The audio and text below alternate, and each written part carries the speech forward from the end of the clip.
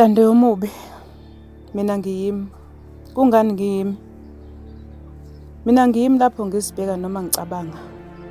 Kodwa ngisazi isizathu sokuba khona kwami kungani. Ngibona kufanele ngibonge kulo wangidalayo, wayenesifiso ezinhle ngami. Tande yomubi, kungani ngiyimi?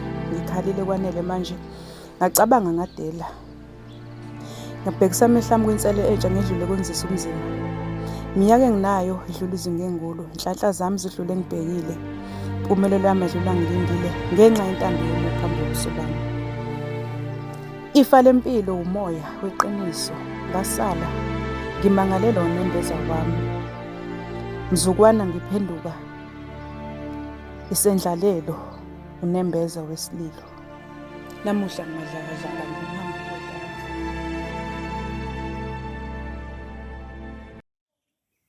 Nguqhawezo lomqhele imbongi ebongela imbongi zamakhosi. Ushosholoza ugiyaza mbethela insizwa nentombi zethu sina ngomkhaba wenkulumo. Kanti lo mkhaba ngawushela ogogo ugovozile benomkhulu umphumuleni. Bethumbe nambeni inkulu inkaba ifuna ijoka. Umabonga amahlobo wawobonga wonke wayenenkosi konxeba ukhuba zobhejwe enxeba. Bethu wonke omayelala esibayeni elala entabeni. Umadlula ihlinzeka emzini amadoda ngobudla umuntu omdala kwakumbangela isiqondelo. Bathi umaqhuda yeqanda ekhweni lakhe. Xama kavinjelwe ekhweni lakhe usikusho. Umfazi ongenakhishi yimi-ke lo qhawazi. Kuzamanyambuze lo uqhawakazi lomqhele imbongi ebongela imbongi zamakhosi. Ngiyambingelela nonke. Igama lami lisho likhulu empilweni yami ngoba liyakwazi ukumelana nezimo abanye abantu abangakwazi ukumelana nazo.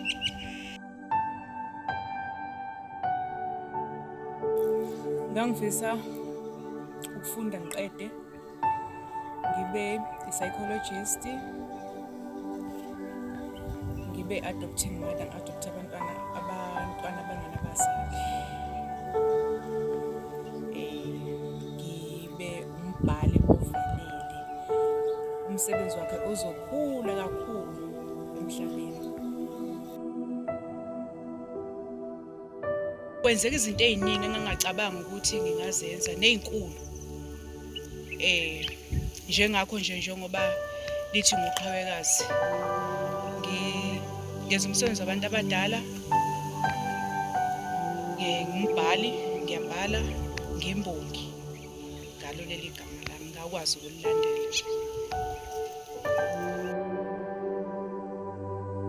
Indlela yokuziphatha, indlela engikhuluma ngayo, indawo ezihanjwayo, kunendawo bengayihambi. Uma ngabe ngihambile ngahlangana nezimo ezithile, bengikwazi ezimbi bengifike ngikwazi ukuyigwema lezo zimo lezo. Ngikwazi futhi ukuba nabantu engibabonisayo phambili la osebenenkinga khona.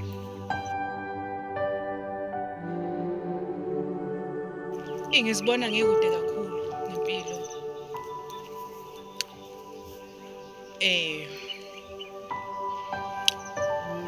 Njengakuthuthukisa umsebenzi wami wabantu abadala, umsebenzi wokwakha ikhaya, umsebenzi wokuhlala nezingane.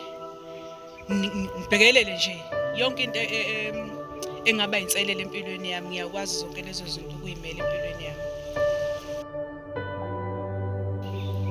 Ukuyihlanganisa nezinto ezikhona njengamanje empilweni, njengokuhamba indawo zokunyama, indawo zokujuxuza,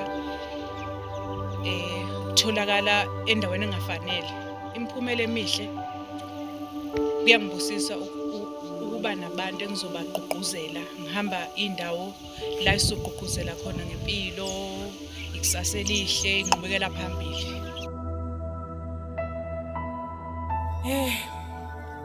Kakhulu kunakho konke akusiyona into uma ngachaza ethintekayo nebonakalayo, kodwa owangipha isibindi empilweni yami kuyizinselele engahlangabezana nazo ezazinzima kakhulu. Ubaba uNkulunkulu owangipha isibindi kukho konke engadlula khona. Ngiyambonga kakhulu ngenhliziyo yami yonke ngoba ngila engikhona nje namhlanje kungamandla kaBaba uNkulunkulu, akusikhona ukwazi wami ukuqonda kwami. Ukuzehlisa, ukuzama, bese bezazi bafundisa ukuzazi la bephuma khona, ngoba empilweni kubaleka uzazi la uphuma khona nala uya khona, nanokuthi uma usufikile uzotholani. Bangibiza ngesela lo mebi wothando. Kungani ngiyimi? Kanti omubi akusenani konke lokhu. Ngiyazi lukhona usuku lapho khona okovula khona ezincane nezinkulu, lapho kuyovela khona umebi walolu uthando nomnikazi wothando.